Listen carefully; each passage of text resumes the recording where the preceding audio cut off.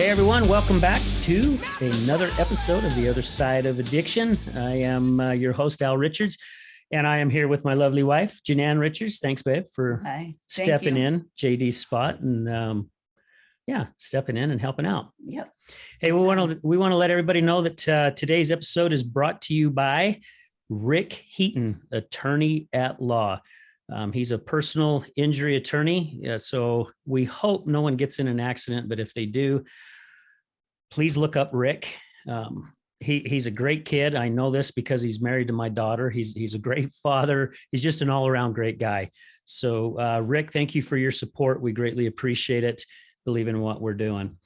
So we have a guest by the name of Saul Malek. Now, did I say your last name right? Malek? You said it exactly correct. Exactly. Awesome. Right. Awesome. Because I can screw up a name pretty quick. That's why my full name is Alan, but I just made it easy for myself. Once I got about sophomore in high school, I'm like, yeah, it's just Al. 2 letters are good enough for me. So Sal, gosh, we spoke with you. What was it, like a couple months ago or something? I believe you reached out to me.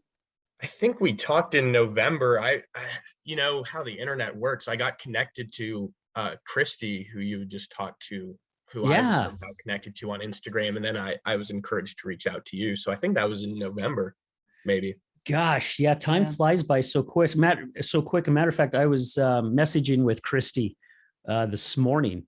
But we had her and her daughter, Nicole, or Nikki, as she goes by sometime. Matter of fact, her show just launched this week. It's on our Facebook and on our YouTube. But what two awesome people. Just love those guys. I mean, they're just great people. So, definitely. Saul, tell us a little bit more about yourself. You're not here in Utah, right? So where are you originally from and where are you at now? Yeah, so I'm from Houston, Texas originally. I've basically just been sort of around the major Texas cities with school. So I went to Trinity University, which is a small liberal arts school in San Antonio.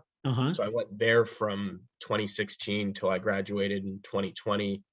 And then within that next year, I started a master's program at Southern Methodist University in Dallas. So I'm doing that. I'm back here in Houston now with the weather in Dallas is awful now, and having coronavirus for about a week kind of put me out of being in person. So I'll be back in Dallas soon, but I am in Houston right now.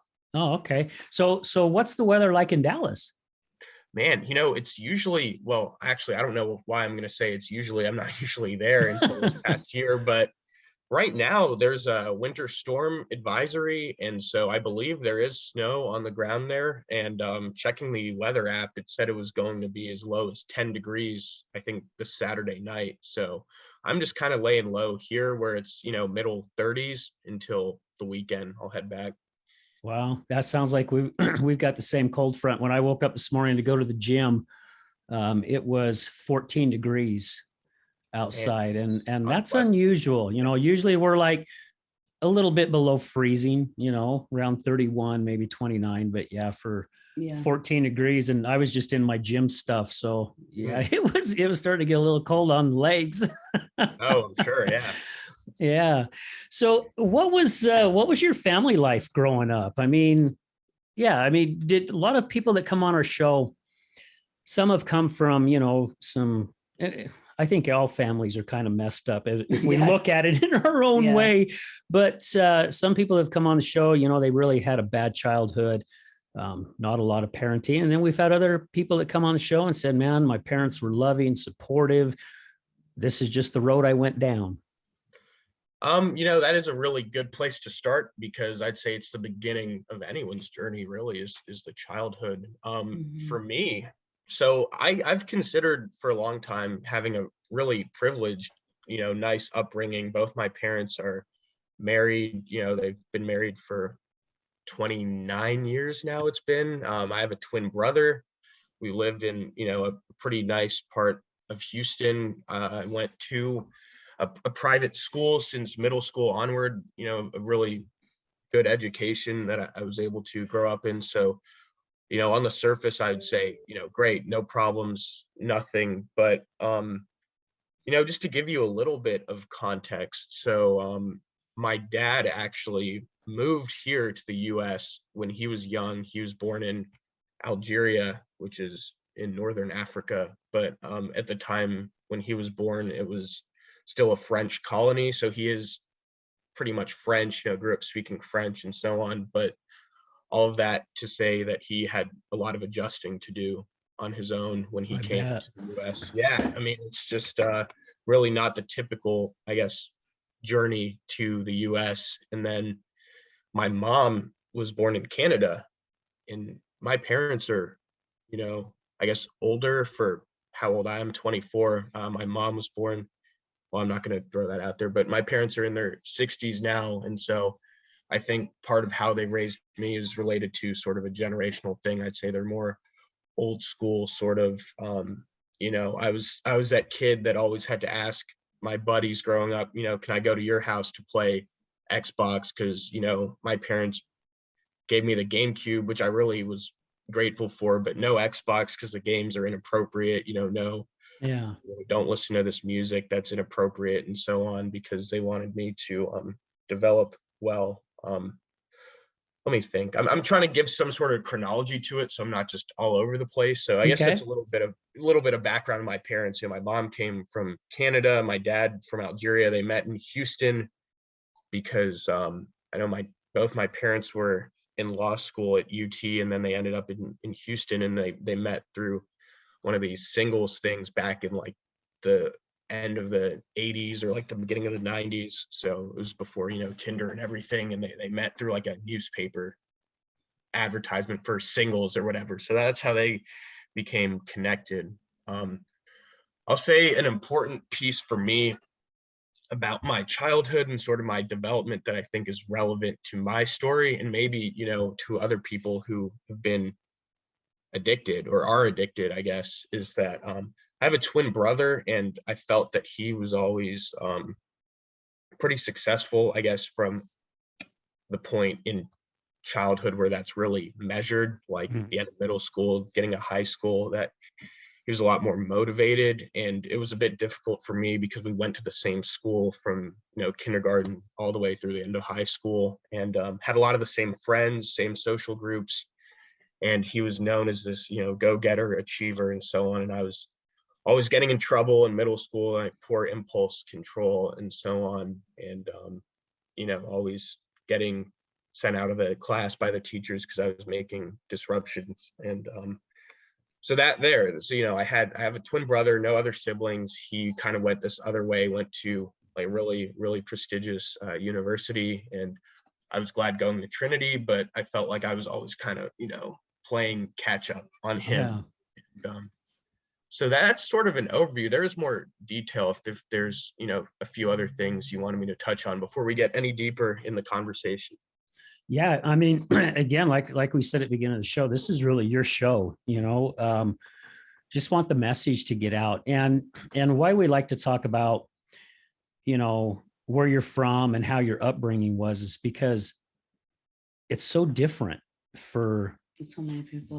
Many people, and again, as we were saying at the beginning of the show, we want people to realize that you can come from a real loving and caring family where you could even be spoiled, where your parents give you everything, and you can still fall in some type of an addiction, or you can come from a family where, again, you didn't have a lot of parenting, or maybe your parents broke up at a young age, or one of them left, that's what's so, There's all different kinds of yeah. situations. I mean, you can have abuse in your family. Yeah. Yeah. It's crazy. I do think that I really, to that point, I don't feel like I gave my parents enough justice with my portrayal of them. You just mentioned abuse and so on. I felt like despite my parents working very hard to provide financially for my brother and I felt like they were pretty present. And, not during the day when I was really like in elementary school or middle school. I had babysitters in elementary school, and then fortunate enough to have my mom's mom, my grandma, pick me and my brother up from school in middle school because my grandparents lived really close by. And So I would say that my parents really did the best that they knew how to do. I will say that I think the biggest struggle that I've had with my upbringing that I still sort of do struggle with is feeling of independence and control and so on. And I feel like it just goes both ways. It's really difficult once, I feel like I'm in this cycle of needing a lot of parental supervision because I'm always getting in trouble in school and so on, but then also resenting not having the freedom to, screw up, find out, my own path in life and so on. And, now I'm 24 and I know especially my mom is very, I guess, involved and wants to see how I'm doing and wants to check in on me. And because I'm pretty financially dependent on my parents still, it's kind of a difficult position to where I feel like I need to stay in line with what sort of rules are being prescribed, but at the same time I feel like that's can't be healthy to be almost a quarter of a century old and still got to text your mom when you want to go out to do whatever. I mean, crap. Yeah. I can see where you're going with that, because just to share a little bit about my background. My parents, they got married, I think the age of 16 or 17. Wow. They grew up in the same little coal mining town. They've known each other since they were old enough to walk, really, because my grandparents knew one another. I mean, I used to go stay with them and they lived so close where I'd spend a week with one, and after that, ride my bike and go over to the next one, stay with them for a week and just keep doing that all summer long till it was time to go back to school again, and I didn't see a lot of love in our family. There wasn't a lot of hugging and kissing and I love yous and things like that. Not even a lot of how proud I am of you and different things. And being the oldest and then not having someone come around, like my brother came around 7 years later, and then my sister came around 14 years later, and having that big gap. And being the oldest, it was pretty rough. I was expected to be at a certain level all the time. And it was tough for me, even because I was seeing a lot of my other buddies. It's like, they had responsibilities and chores and different things like that, but they also had all this freedom. And I'm not saying I couldn't have my freedom, because, if I asked if I wanted to go out with my buddy, especially before I was working, my dad would flip me $20 or $10 or whatever, and go out and have fun, but make sure you're home around this time. But so I can feel a little bit about that, what you're saying. That's why after high school at the age of 17, man, when I had an opportunity, I started working construction, and once they said they were shutting down Salt Lake and they were going to move the crew to Colorado, anybody want to go? And I'm like, oh, hell yeah, I'm in. I want to get the heck out of Dodge. I want to start living my life. And, you don't know what kind of mistakes you're going to make, but that's part of the growth period. We've got to make the mistakes. But I can feel that, and we were talking earlier too about how a lot of times families, how they have 3 children. It seems like the one that's in the middle is the one that's kind of suffering with things, and we have 3 beautiful grandkids. Oh my gosh. We just love them to death. They're just great. But we can kind of see with our middle granddaughter that she's 7 and she already looking at like, you're not going to tell me what to do. I'm going to do what I want to do, and she's going to do it. That's just how she is. And her sister, who is 10, is they're still in elementary. She's very popular. She excels in almost everything she does. All our grandkids really do. They're really good at everything that they do. But sometimes what we're seeing on the outside is like our middle granddaughter is trying to hold up, like what you were saying with your brother, just trying to get that attention, because of everything that's going on. And we do our best as grandparents, and so do her parents. Her parents recognize it as well. And they do everything they can to say, hey, I love you. And I'm so proud of you, to make sure that she understands that she's a part of it as well. But yeah, I can see your point on where you're coming from. Is that kind of what started taking you down a different road is not feeling like you were matching up to where you thought you needed to be? I like that transition into that question, and I'll say this as a preface. I think there are a lot of factors, a lot of dimensions to the road to an addiction. You know, gambling addiction being the addiction in my case. I guess the simple answer is yes.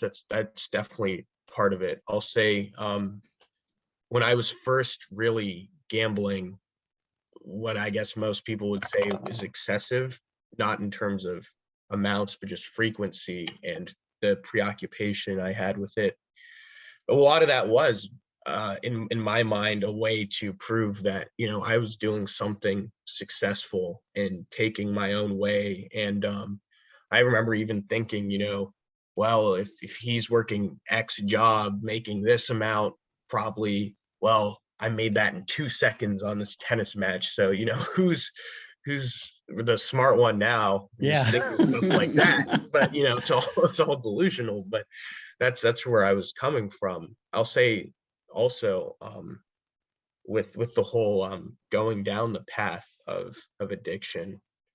I mean, my behavior growing up, I felt like I always enjoyed deviating a bit from the rest of my classmates. And I wouldn't say that I was anti-social because I had a lot of friends, and I felt like I could relate well to other people. So I don't think that it was like an anti-social personality sort of thing.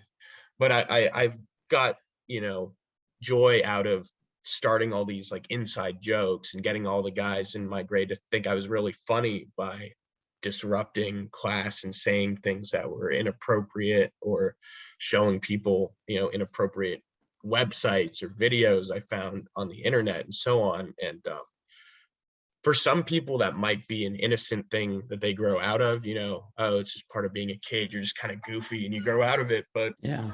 I feel like I really didn't reach that point. I just kind of went to high school and did the same sort of stuff. And a lot of my friends sort of seemed to still find it funny then. So like no one really said, hey, you need to like stop this. Back off.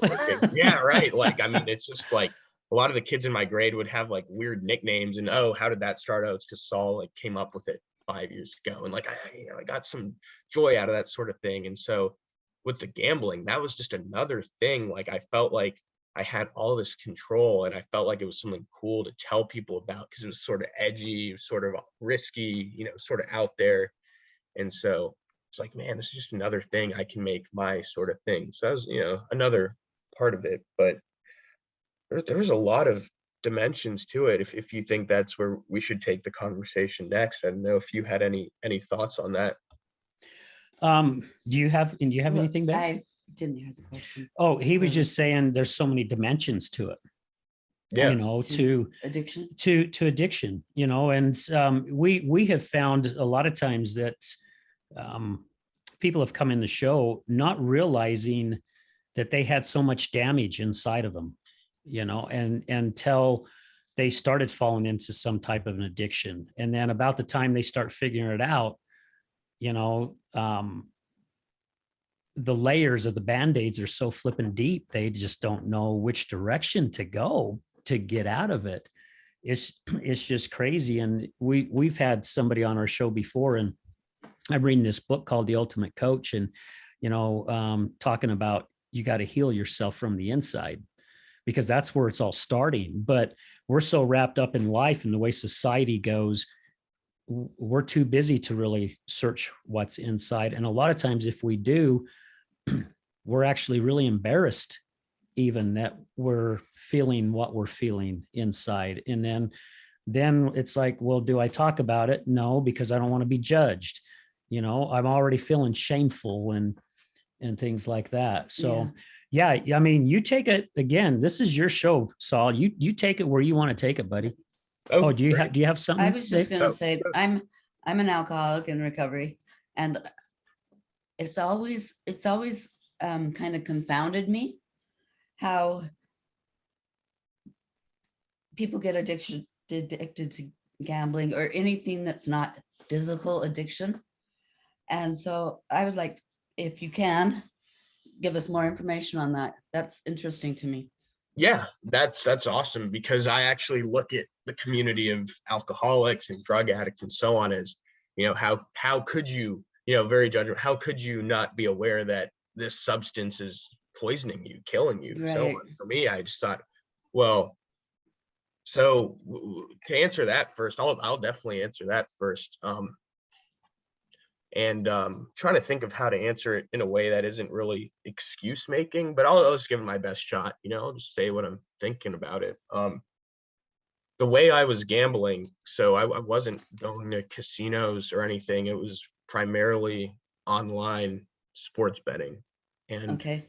so how it felt for me, there was a very big disconnect from reality, even from the beginning, because the way I was doing it was getting like a credit line from a bookie. So basically, I agree on an amount for the week that I'm going to have available to me to gamble. So, say, hey, I have 500, or like I want to gamble $500 as my limit for the week. He'll load a 500 like token credit limit on some website that he gives me the access to.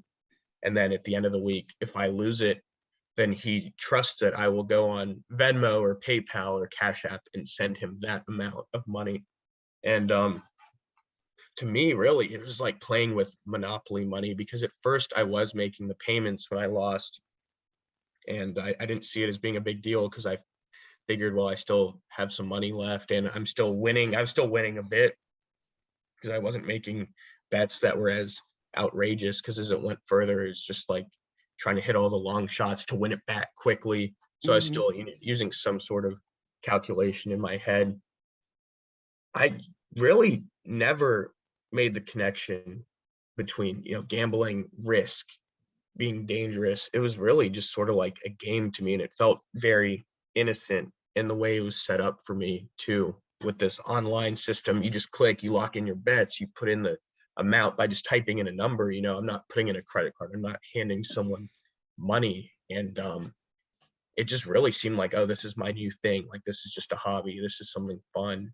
And it's very subtle. That's really my answer to that. And I guess how you could be addicted to it, I want to address that.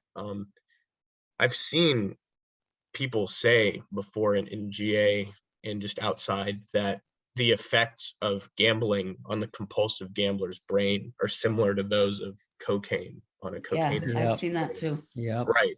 So when you're taking that hit of dopamine, placing that bet, waiting, anticipating the next action and so on, I mean, it's more than just being a sports fanatic. There's actual brain chemistry changes going on. And man, I had no idea. If someone had told me that at the time, I would not have stopped gambling, because I was that committed to making it work for me.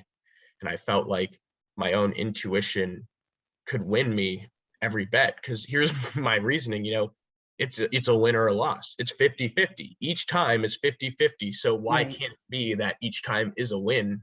And it's not how it works. But that's really how I was able to, I guess, get into it so deep without really being aware of the damage it was causing until it was pretty far.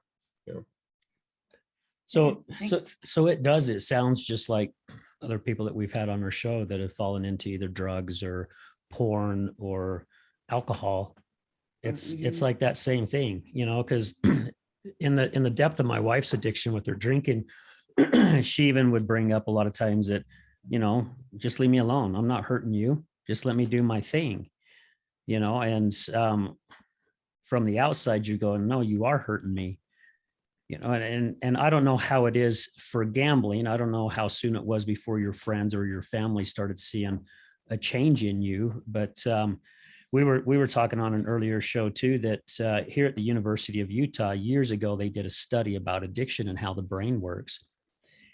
And they brought people in that battle all types of addictions, not just drug and alcohol, it's all addictions.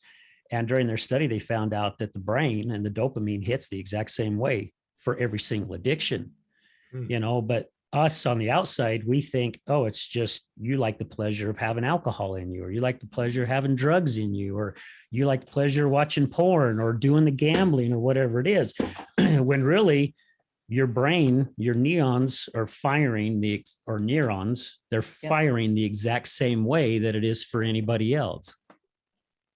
Yeah, definitely. And that's interesting because there it's like I mentally will kind of gauge different addictions. Oh, this one is worse. This one, why would someone who's addicted to food not just think, how is it making my body look? Well, because it's, not how addiction works. You're right. Yeah. It's very complex. But sorry, did you ask about like when it was noticeable, I guess, to people around me? Or well, yeah, to other people. Yeah. When was it? I mean, when were people starting to come up to you and go on, hey, there's some changing in you? Because I'm sure, because you just mentioned it, that you just thought everything was great. I mean, it almost sounds like having a credit card. You put in an application, they send you a credit card. Here's your credit limit, $3,000, and you don't ever see the money, but you're like, oh shit, okay. Yeah, That's exactly. why it's It's just like, yeah, the exact same thing. Fun, right? Yeah. Yeah. No, that's really, I mean, in retrospect, it's easy to see, but at the time it's not, being involved in it. I think that people really noticed it, and I could be totally off because this is just from my approach. People might have a different response, but I think it was really noticeable when I actually started asking friends for bookies, like find a bookie for me to get like a credit limit. And it was really out of hand. Like I asked some guy who I knew had a connection for gambling, and he said, it's not healthy for you. I've heard you're like having issues with it, so I'm not going to help you out. And I said, like, you don't understand, like this other guy will kill me if I don't pay him. You need to get me on this book. And, people were a little skeptical, but for my immediate family, I think it was noticeable financially first, because I think that's the most obvious and tangible thing that is detectable is, there's money missing, or in my case, I had already gone through the money I had allotted in my, account for school to just use to, get gas, get food, whatever. It was when I really needed my parents to start giving me bailouts because I was using these credit limits when I didn't have any money. And they realized there was a problem with that because it was directly affecting them as well. I need $500. I remember I needed like $500 because Harvard didn't cover the spread against like George Washington and like college basketball game. Like, it's ridiculous. But I'm pretty much sure that it was after that, because I owed someone at my school. So it wasn't just, some random college kid you don't know, you'll never see, just don't pay him. Because that had been sort of the wisdom that normal people were giving me. Well, hey, you learned your lesson, don't do it again, just forget it. But it's like, now I owed someone at Trinity and I had to pay it. And so at that point, I was suggested by my parents to go to a GA meeting. And this was in 2018, in August, when I was starting my junior year of school. And so they saw that financially, but I'd say people I was close with, like the girl I was in a relationship with at the time, I think it was pretty apparent because I would talk about it because I enjoyed it. So I'd bring up, the gambling and so on. And she was displeased because I was looking at the scores and stuff when we were out, her phone on the lap, or, I gotta go to the bathroom again, gotta look at the phone. And it was becoming a distraction. And I told her I stopped. And then I remember specifically one moment where we're in my room, and this was still sophomore years before my parents really knew because I was still making my payments. But one of my roommates didn't know I was lying to her about not gambling that time. So he just said, hey, who do you have tonight on whatever game? And he confronted me like, oh, you're still gambling? You said you were not doing it. And then I had to admit I was, but I think at that point it was like, okay, this guy really like has some issues. But even then, I don't think the extent of it was known. But yeah, just to sum that up, I think it was financial, like mostly with my parents, asking friends for bookies, eventually asking friends for some loans and so on. And then just asking random people on Facebook. I would like look for people that had mutual connections that looked like they were in fraternities, and I would add them saying all guys in fraternities have a bookie. So I'll just add random kids in random fraternities and ask them for a bookie. And then a few of them somehow knew each other, and they would say, "Yeah, you already asked this guy, you have a problem." Like, Holy so, cow. people Well, were and aware. it sounds like the flag still didn't go up for you, because here just a bit ago you mentioned that you was asking a friend for some money and they said no, because I've heard that you have an issue. Yeah. So, behind your back, word is going around that, Oh hey yeah. man, you gotta watch out for Saul. If he's asking you for money, tell him no. Yeah, exactly. It was like, if he's asking you for a bookie, tell him Yeah. no. Yeah. Yeah.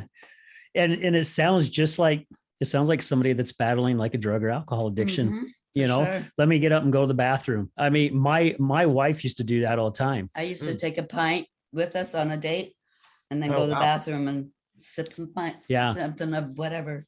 Yeah. So, yeah. And I started catching wind of it because I'm thinking, man, she sure is going to the bathroom a lot. And it seems like every time she goes to the bathroom, she takes her purse. When she was sober, she never did that. Wow. Why is she now taking her purse? So flags started going off with me, but Mhm. and what age was it again that you really started kind of getting more into the addiction? Because a lot of people, their addiction is starting at age from between 12 and 15 years old. Wow, that's remarkable to hear that, because I guess those are kind of the beginning stages when it's forming. Yeah. Wow. And when you say that, it kind of actually is relatable, because I'd say I got into it very heavy when I actually just started placing sports bets, and that was when I was 19, almost 20.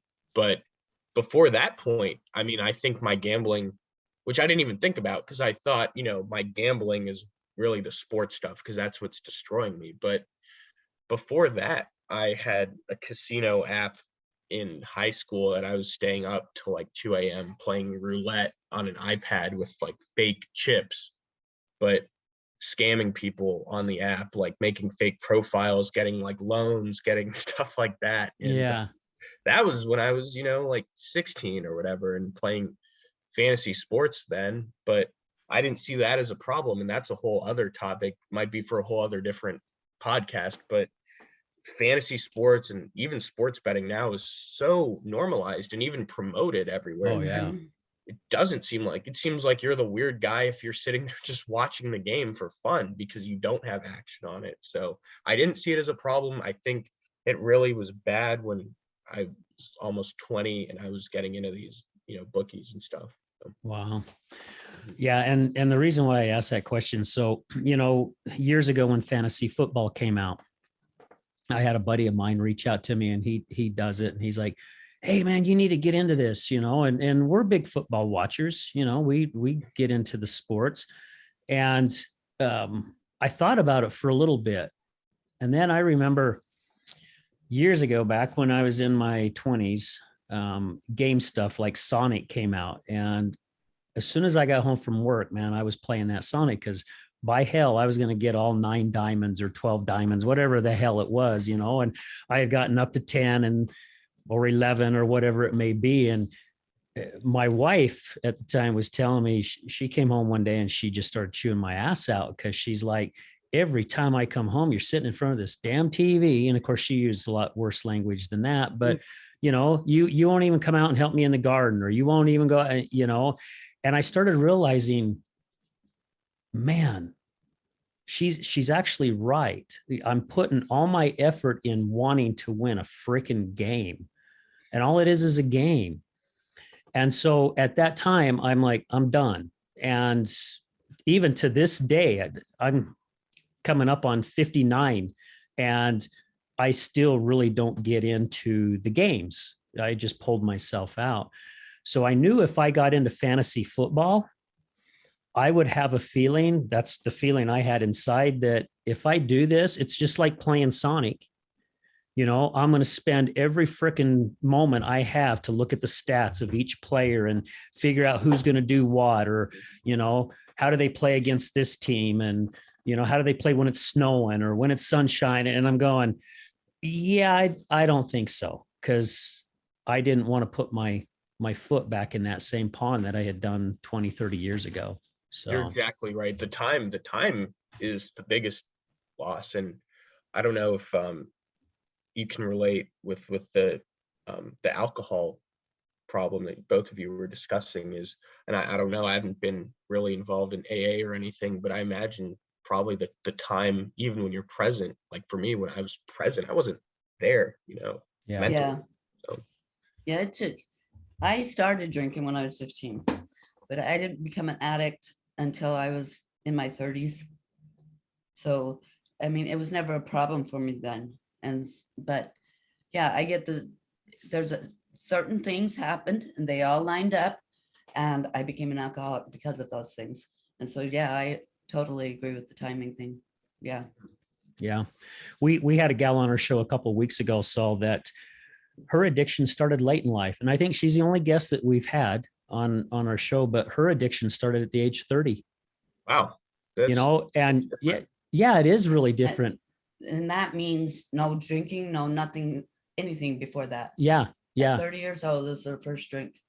Yep. First drink. And then, the drinking started going on to like cocaine and, and really what's also weird about her story is it was only a 3 to 4 year time. Yeah. I think it was 4 years. Well, until the first time she got into recovery. After that, yeah, she relapsed a couple more times, but then she's been sober now for about 15 years. 15 years. Yeah. But, and why we know this is because she's actually Janan's sponsor, and she came on the show to share hers. And the reason why we wanted her on the show is because she was such a late bloomer, at 30 years old. Cause like I said earlier, everybody else that's been on the show, it's ranged from 12 to 15 years old where it started.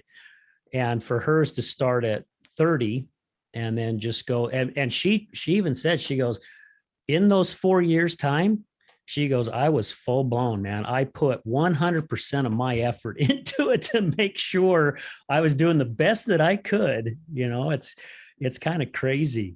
So yeah. We're going to take a quick break for a commercial right now. I think this is a good time to hurry and take a quick break so we can talk about some of our sponsors and that. So guys, stay with us. We'll be right back. Have you ever been in a car accident? Do you know what to do after being in a car accident? Are the insurance companies going to take care of you? Hi, I'm attorney Rick Heaton with the Law Office of Bobby Udall. I will help you through the process and answer all of these questions. I give every single client my cell phone so they can talk to me whenever they need. Let me deal with the insurance company so you can focus on getting better from your injuries. Call me at 385-330-0226. Again, my cell phone number, 385-330-0226. Don't call the insurance company first. Call attorney Rick Heaton at 385-330-0226.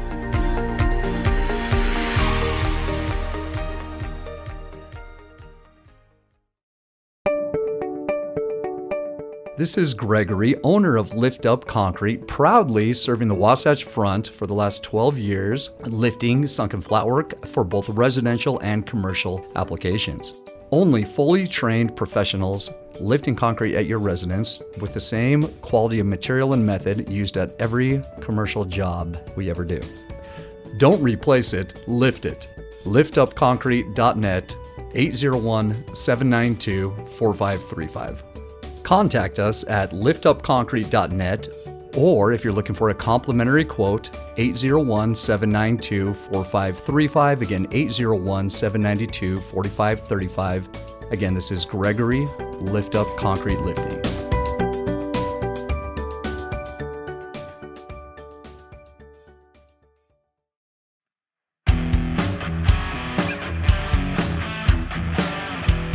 Hello, my friends. This is Brad Neufeld, and I want to thank you for tuning in to the Resilience Talk Network.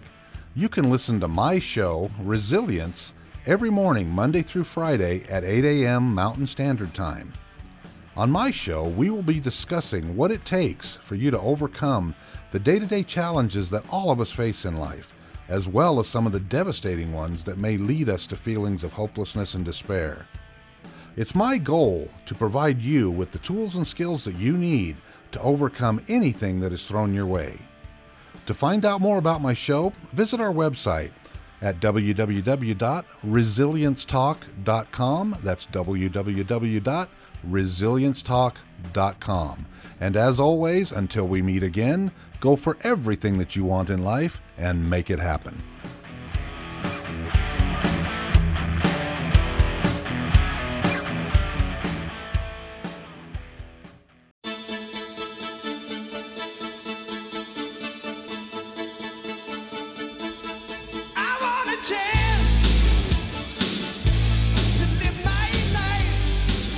Hey everyone, welcome back to The Other Side of Addiction. We are here with our special guest, Saul Malek, who is telling us his story about having a gambling addiction. And gosh, the first half of the show was so flipping good. Because again, every time I do one of these, Saul, I learn so much. You know, it really, really helps. Yeah. And, you know, I've heard some people say, not a lot, but a few say that an addiction is just a personal issue. You know, it's a personal problem, and it's not, because it affects everybody around you, even when it comes to gambling. Because, you know, you were talking about not paying the bills and how you were hitting up your parents for it. And, you know, we were talking in earlier shows too, how good addicts are with manipulating people.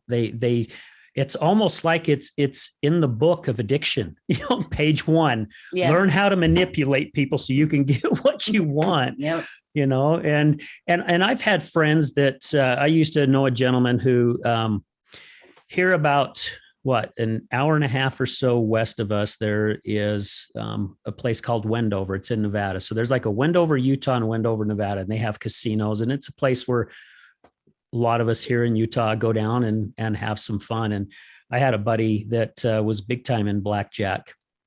And I remember we all went down one time. We all worked together, and I saw him at a blackjack table. I think it was probably about 6:30 in the evening time. And with me not being a big gambler, I would just go around and drink and maybe put $1 in a slot machine here and there. It was back when it was just the quarters and things like that.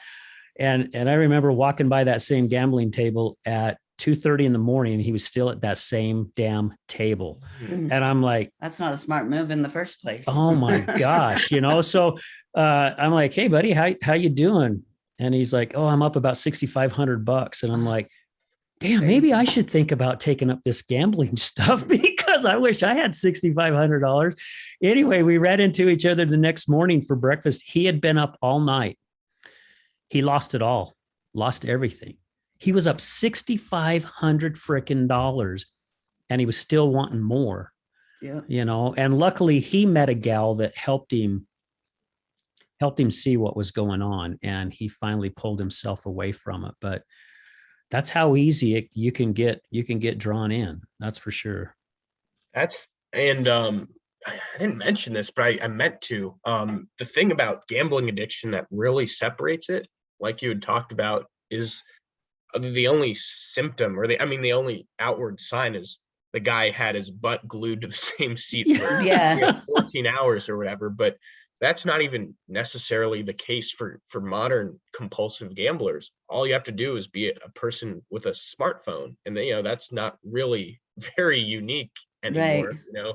It's basically any person you see on the street could be gambling compulsively, because all they have to do is go on an app or whatever. And so with an alcoholic, I would think you'd see, you'd smell the alcohol on them. Oh, yeah. See Mhm. changes in their appearance or slurred speech or so on. But man, a compulsive gambler could be a businessman in a suit, dressed well, looking sharp and so on, and he's gambling his 401k away at the same moment. Yeah. You can't tell. So it makes it so easy to hide, so difficult to detect.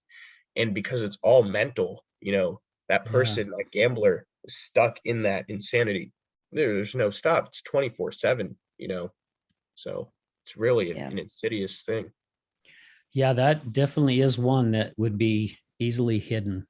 We've had people come on and share stories of like sex addiction, and they've said the same thing. It's very simple to hide.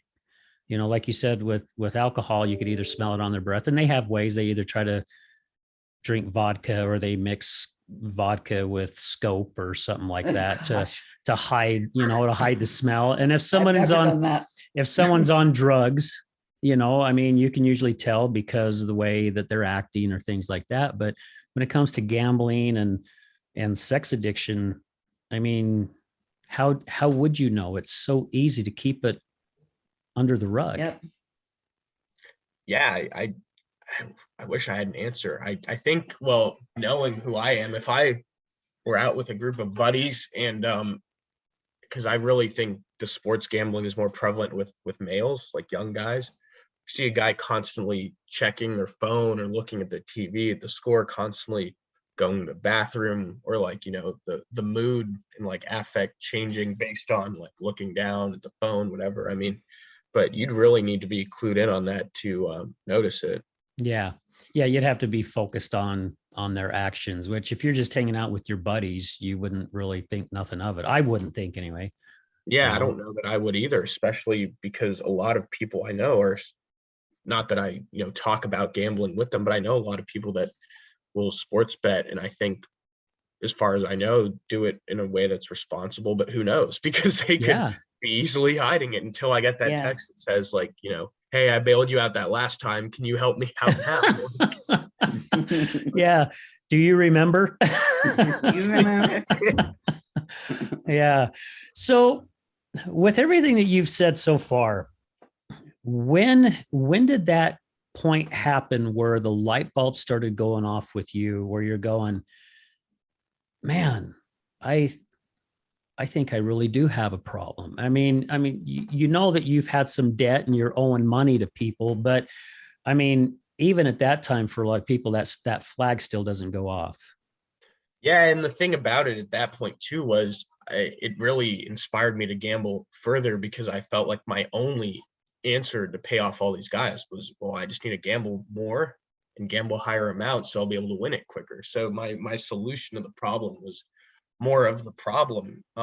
It really stuck out to me in 2019. So I stopped gambling July 18th, 2019.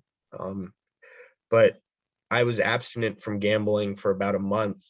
And at that point, the girl I'd mentioned who I was dating at that point found out that I was, involved with another girl at the time, because, gamblers are really not the most honest and reputable people. So, Yeah. Addicts aren't.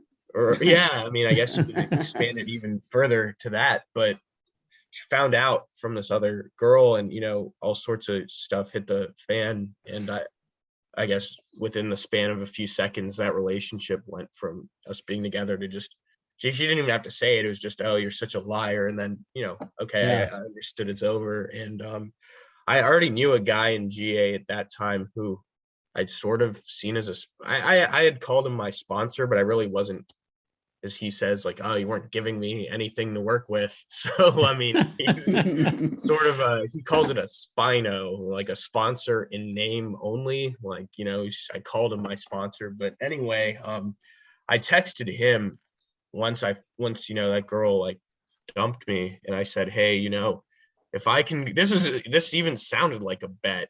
And I told him, if I can go the next 6 months without gambling, will you reach out to that girl like on my behalf? Tell her I've like changed, and it'll work out. That does sound like a bet. Yeah. Yeah, like kind of like, yeah, if this, then you'll do this. And he sent some long passage about, unless you're willing to get honest and so on, there's going to be no long-term abstinence and no long-term recovery, and you won't be able to get her back. You won't be able to have any sort of normal relationships until you go to work on this and be serious about stopping gambling first and foremost, and then fixing yourself, and like we'll work through it together. And it was sort of like an uplifting thing, but also like a stern warning. And I felt like that was kind of a wake-up call, because in the short term I just still had sort of this egotistical need to show that I was, superior and capable. And so I wanted to show this girl, like, yeah, I can go without gambling, whatever, yeah, no problem, and I'm going to show you how improved I am. And so it started there. And then I realized, as I got into just doing some of the writing on like step one in GA and talking to this sponsor, that I was enjoying the normalcy better than the insanity of the gambling. And then I also was able to start making some payments on the debts that I had, which felt nice, because that was something that did continue telling me I needed to gamble, was because I had all these unpaid debts. And so I'm still paying on that stuff. I'm still making gradual payments every few weeks as I'm able to. But Yeah. that was really where I thought, wow, it's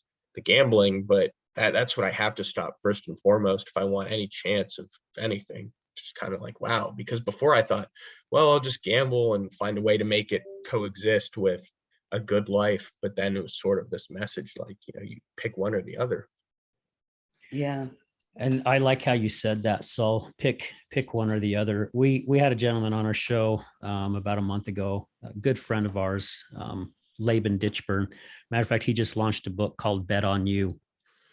And this guy was addicted to everything. I mean, everything. He was addicted to gambling. He was addicted to sex. He was addicted to women. He was addicted to drinking and partying. I mean, he's Drugs, like, drinking, yeah, he's like, everything. whatever it was, man, I was addicted to it. And he was in this place. I can't remember what he called it, but it's kind of like an outskirts of Australia. And it's kind of like, where the gambling and the women and all that stuff is at. And he's there partying, and he had these two Russian gals come up to him, and he's like, they were freaking gorgeous. He's like, I did everything I can not to, I was eyeballing them from the feet all the way up to the derriere, and, and they're like, talking to him, and he makes, when he does the audible on his book, he's really good with changing how he talks. And he's like, oh yeah, these Russian girls come up and they're like, you looking for a good time? We will give you anything you want, and he's like, wow, how much? And it's like $1,600, Your foundation. Well, right? maybe I do, but it's like anything you want. Well, we'll just say it's Asian Russian. There you go. But so anyway, he's trying to figure all this stuff out, and he realizes he has like $800 in his account, and he's like, all right, so how am I going to get this other half? And he's like, oh my gosh, man. Every man's fantasy, I'm going to have two women. It's going to cost me $1,600, but I'm going to have these two gals. And he goes, he gets this idea, and he's at a 21 table, and he's like, he threw down $800. All he had, one bet. And he got a face card, his first card. And he's like, oh yeah, man, I am going to have a great night tonight.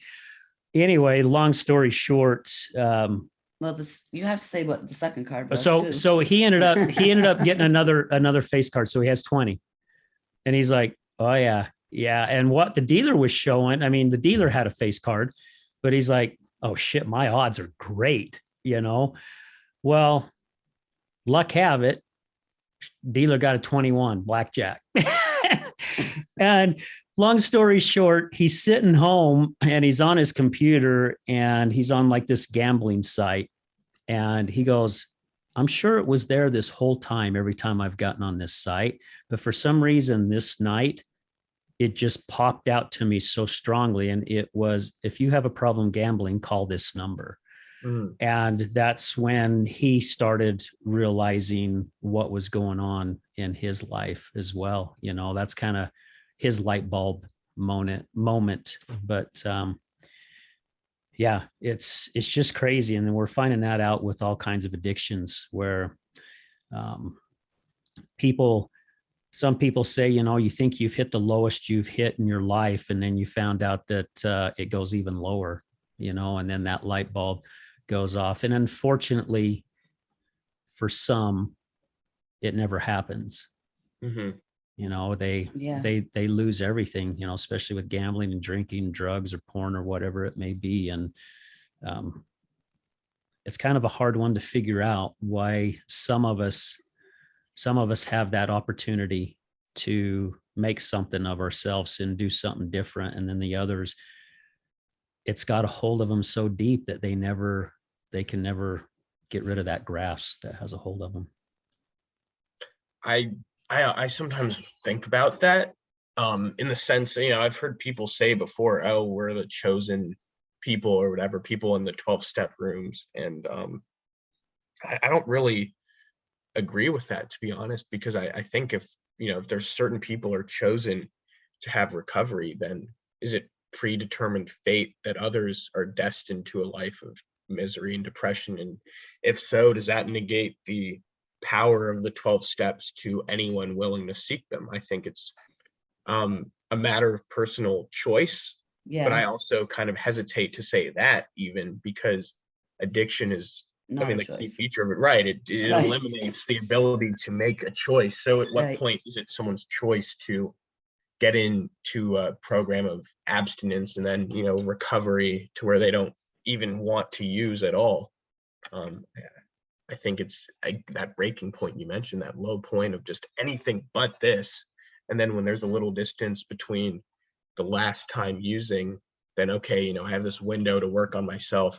Okay, and then it kind of just fades away, but it's never fully gone. It's just not this ever-present stressor in a person's life anymore.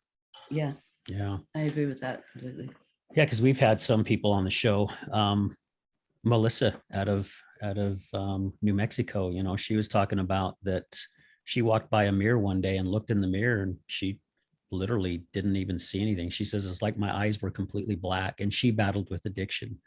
She's like, I had no color in my eyes. It was just completely black. It's almost like I could see death already in me.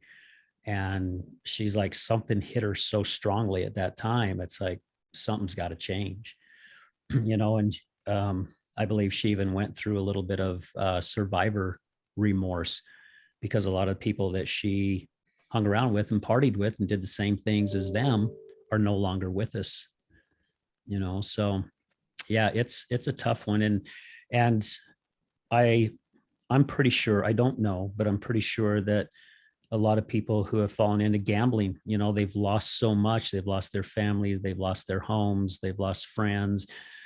Basically, they've lost their life. And then where it gets so deep, they end up taking their life, because they may owe thousands and thousands of dollars. And you see it in movies, where somebody owes somebody like, $200,000. It's like, how the hell am I? And you see it in movies like you just mentioned. Well, I'll make up that money if I can just get a little bit. I'll go down to Vegas and I'll make this money back. Do you know who Mike Lindell is? Is that the My Pillow guy? Yeah. Is he a gambler? Mike Lindell wrote a book, Crack Addict to CEO. Oh, so he used to be a big right. crack addict, but he was a big gambler too. Mhm. And he was taught how to count cards. And in his book, he talks about many, many times when him and his wife only had like maybe a couple $1,000s left. And he's like, I'll take that couple $1,000s and I'll head down to Vegas and I'll make Not the money Vegas, back. but Well, he yeah. used Vegas, but there was some other places that he went to. He did It go to was- Vegas many times, it but was mostly in his home state, Minneapolis. in or Minnesota. Yeah. But but- and then I was going to mention that while you were talking about him, is that he also did the bookie thing, and Oh, Yeah. he had Sure. quite a few bookies out to kill him. Yeah. Yeah. Yeah. They at were, times. he Yep. owed him some pretty good chunks of money, and it's like you're living your life looking over your shoulder.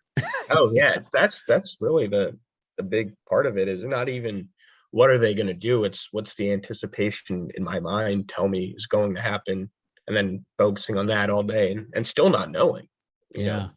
So it's crazy. Yeah. Wow. So, what else with all this? I mean, was it a struggle for you? I mean, I know all addiction with people, there's been a few that have come on and said, once I made my mind up, it was a piece of cake. You don't hear that very often. There are some that are just those lucky few that once their mind's made up, they just flip and do it. But how's the battle been for you? I mean, because you mentioned earlier, matter of fact, you've mentioned it a couple times, how it just, you've got that brain working and things start pushing forward. Yeah. So I don't really struggle with the obsession of, oh, I really want to go place a bet or anything. I think a feeling that I have is sort of a lack of total security. And I think as I try to navigate through like the steps of GA with the sponsor, that hopefully that gets put in its proper place, because I know a lot of people that don't seem to struggle with this constant thought or fear that, I'm always going to be an addict, and so to me, it's a little bit like a reminder that's sort of negative, where, oh, I'll have all this success coming my way, and then, oh man, it could be gone in a snap of fingers. But yeah, that's more what I struggle with, is this thought of, man, is any success I have or any positive thing just so fleeting that it's like, oh, I shouldn't be happy. But I don't know. I think that's just a part of the addictive thinking itself. I mean, it's like anyone has any choice to make at any point in the day. So as long as I handle my affairs properly, then there's no way the addiction will come back, because, I'm not gambling anymore. Yeah. Just kind of, it's like Janan's sponsor tells her all the time, just stay on your side of the street. As long as you're focusing on your side of the street, things will work out, and I, one thing about being around AA, other addicts, and also doing this show, even, having somebody even like yourself, Saul, that's come on, it's really opened my eyes of how life really is meant to be lived. We've had a few people on our show that have said that they think going through the 12-step book should be mandatory for everybody, because it's just not for addicts. I mean, what it teaches you of how looking at life. And I don't know if they do this in GA, but, in AA, they say you've got to learn how to give your life over to something greater than you, whether it's God you believe in, or whether it's the universe or a higher power, whatever it may be. And Yeah, they're all that way. yeah, are they? Okay. Yeah. Because I've had to learn how to do that even on my side of things, to where being a husband that loves his wife, wanting to do everything I can to help her get through this for a long time, not realizing there was nothing I could do to help her. She had to help herself. And then I wasn't even helping myself. I was so in depth in the darkness as well, that how can I help her if I can't even help what the heck's going on in my head, So I've learned so much about how life should be looked at. And it's people in recovery who has taught that to me. No one else. I mean, I've gone to self-help books and things like that, but coaches and things like that, they've not gone through the depths of the darkness and the nastiness that somebody that's living with an addiction has gone through. And to see how they look at life now, it blows my mind, going, well, gosh, I wasn't in as deep as they have. And here I am feeling sorry for myself. And look at these people are like, man, life is wonderful today. Yeah. Life is freaking great.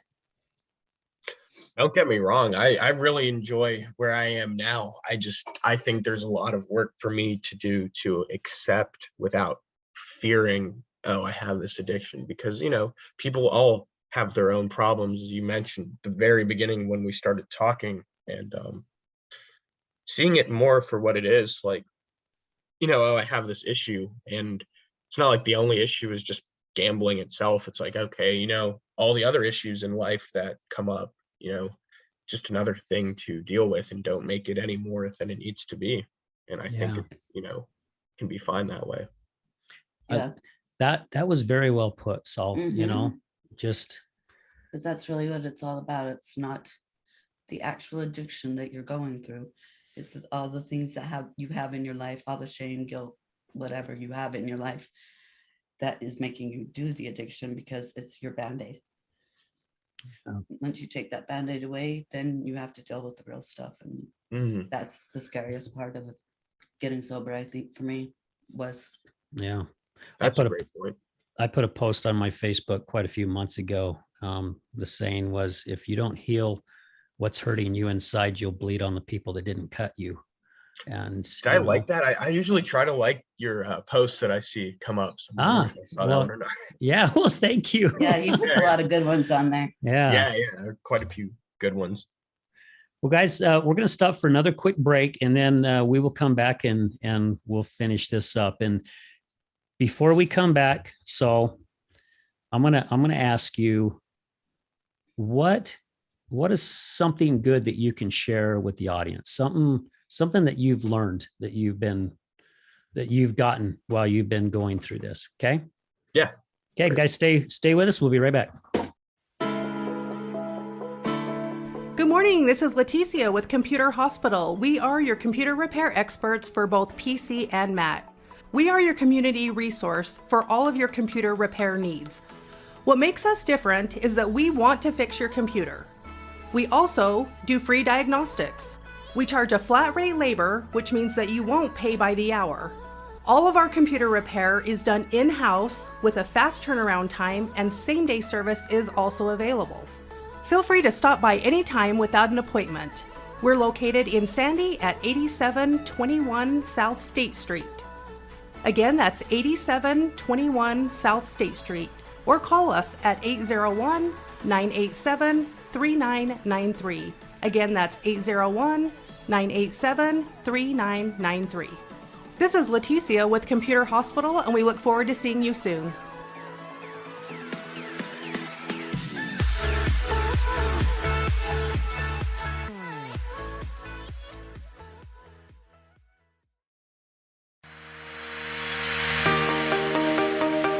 Hello there, this is Brad Neufeld with the Resilience Talk Network, and I would like to introduce to you Taffytown, one of our newest sponsors. Let me introduce you to Derek. Hi, I'm Derek from Taffytown. We're proud sponsors of the Other Side of Addiction podcast. Taffytown is a family-owned and operated business still operating in the Salt Lake City area for over 100 years. We manufacture some of America's best saltwater taffy. What makes Taffytown stand out from all of the others? We have a unique recipe, a whipped-style recipe that incorporates egg whites, evaporated milk, real sea salt. It's a unique product that is flavorful, melts in your mouth, and the best part is we probably have a flavor for anyone's liking, a flavor for any reason, for any season. We have unique flavors like chicken and waffles, maple bacon, frosted cupcake. New this year was a pineapple ghost pepper flavor. That's awesome. Where can people find out more about Taffytown and all of its products? You can check all of this stuff out. All of our products are available for sale on taffytown.com. We ship for free from our website, so all of our pricing on there is shipping included. Oftentimes we offer special promotions and discounts to our loyal customers, so do be sure to sign up for an account, and we look forward to seeing what we can do to make you smile with our taffy. Where are you located? We are currently located at 9813 South Prosperity Road in West Jordan, Utah, just at the foothills of the Copper Canyon mine. Derek, taffy has always been a great gift to give. What are some of the creative ways Taffytown can help say thank you to others? Yeah, if you're looking for gift ideas, whether to say thank you to friends or family, or maybe to your clients after such a difficult or successful year that you've had, you could look no further than to get a gift idea from taffytown.com. We offer pre-packaged gift boxes that say that it's saltwater taffy from the city of the Great Salt Lake, and it tells a little bit about the history of our community and making candy for so long. You can also do customized gifts to pick out just the right flavors or colors of candy for that special someone. and deliver even a personalized message in that box to them. So please feel free to check out taffytown.com for any gift ideas this season. Thank you so much, Derek. Please visit taffytown.com. That's taffytown.com to find out more about the products and services that Taffytown offers. You won't be disappointed.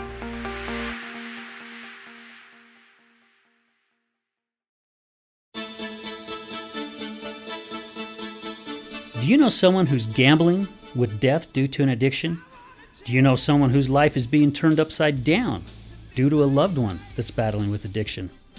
Hi, I'm Al Richards. I am the host of the Other Side of Addiction podcast. I started the podcast due to my wife's battle with alcohol. Let's just say I became addicted to her addiction. Our podcast is helping people understand a little more about those who have battled addiction and those who are hurting from their addiction. Through raw vulnerability, we share stories that help uncover the root causes of addiction. Shame felt on both sides, matter of the conscious and subconscious mind, continued beliefs, and often confusing paths of recovery. We collaborate with real people and their stories, as well as licensed professionals, to help our audience gain a better understanding of addiction. You can find us on Resilience Talk Network. You can also find us on Facebook at Mr. Al Richards. That's Facebook at Mr. Al Richards. You can also find us on YouTube. Just look up the Other Side of Addiction podcast.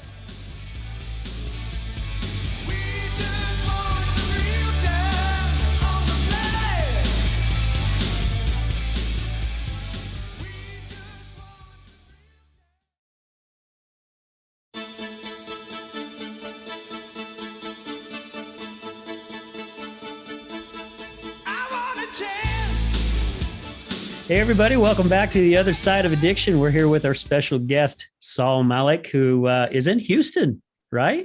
Did you say, I am, yeah, it's rainy here, but at least it's not snowing, but I'm here. There you go. There you go. Yeah, we're freezing our butts off here. If you walk outside, I think when we were, degrees or something yeah, like I think when we were coming to the studio, it was still only 22 or something like that. It's flipping cold, but yeah. So, first off too, we just want to say thank you. Thank you for being so vulnerable. Because we know it's not easy for our guests to come on the show and share a part of their life that they're not happy about. It takes a lot of guts, the way I see it, to come out and share a story and say, hey, this is who I used to be, and this is who I'm working on wanting to be. And I'm going to continue to work on that because I like where my life is going right now, and it sounds like you're on that journey, sitting here chatting with you here for a little over an hour.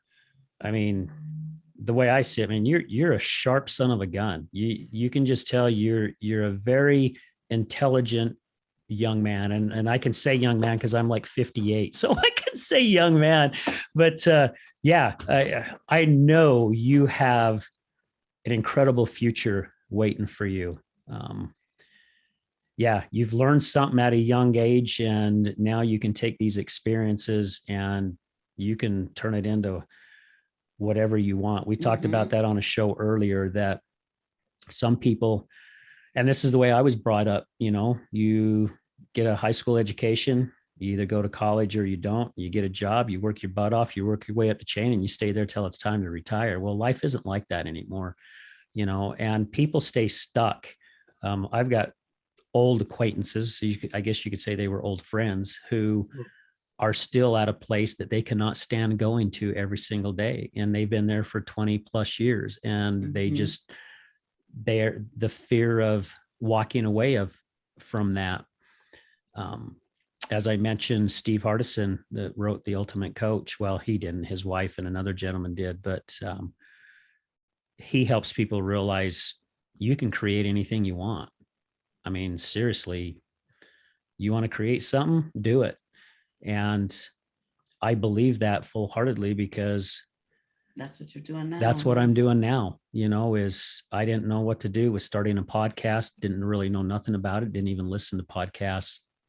And I wanted to take the pain and the suffering and the anger that I went through to be able to share it with others and have a place where people felt safe and talk about life. You know, we've had some people come on the show and some of the stuff that they've shared, you're just going, you would, if you looked at them today, you would be like, no way, no way. You know, we've had people come on and talked about selling their body so they can get money for drugs, or, you know, eating out of dumpsters, living on the streets, losing their wives or their husbands. And then you see who they are today and you see where their life is and you see how they look at life. Man, I want to surround myself with more people like that on a daily basis.